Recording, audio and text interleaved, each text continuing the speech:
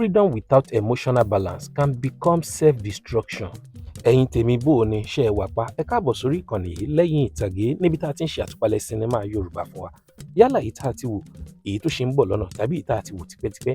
Bí ní bá jẹ́ ìgbà àkọ́kọ́ yín tẹ́yìn kọ́ wọ́n ṣalábàpàdé ìkànnì yìí, ẹ má gbàgbé o láti subscribe sí ibà kẹ̀dẹ̀ tẹ notification bell yẹn.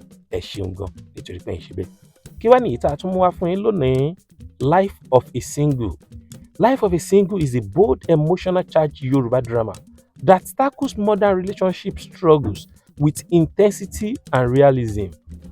Kí n tó bọ́pọ̀ lọlé olóró, Life of a Single ó ti ń show lórí Yoruba Plus TV lórí YouTube. Àwọn cast wo lẹ máa rí nínú iṣẹ́ yìí?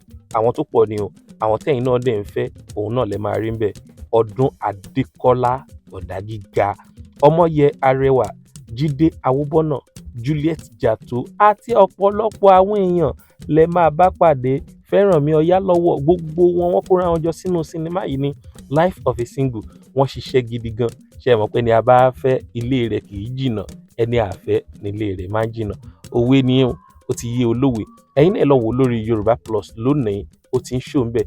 Ó dùn, ó nítumọ̀ gbọ̀ngbọ̀n kan sínú iṣẹ́ yìí. Iṣẹ́ tó yẹ kẹ́ ẹ wò ní Life of a Single, bí mo ṣe máa ń sọ, ẹ jẹ́ kí a wo rating iṣẹ́ yìí. Storyline 8/10, emotional impact 8.7/10, acting 9/10, pacing and structure 7.5/10, overall 8.4/10.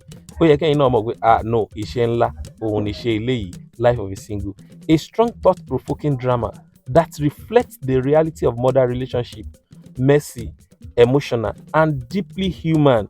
Ẹ wò, ẹ lọ wò lónìí lórí Yorùbá Plus TV lórí YouTube. Lẹ́yìn ìtàgé lórúkọ ìkànnì yìí, ẹ bá subscribe, kẹ́ like, kẹ́ share, kẹ́ pín káàkiri. Ẹ má gbàgbé láti comment o.